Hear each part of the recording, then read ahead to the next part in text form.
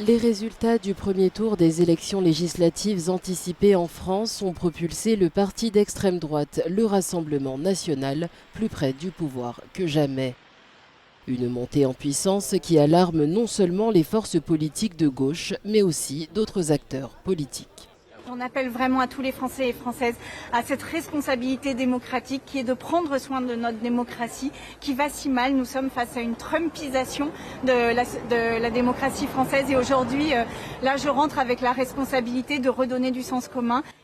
Pour ces élus, les divergences avec l'extrême droite sont profondes. Clémentine Autain, députée de la France Insoumise, exprime ses craintes concernant cette trajectoire politique.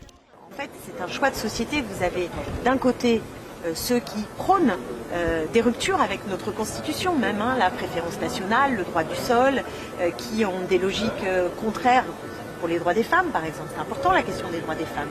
J'ai peur, moi, de voir l'extrême droite arriver au pouvoir.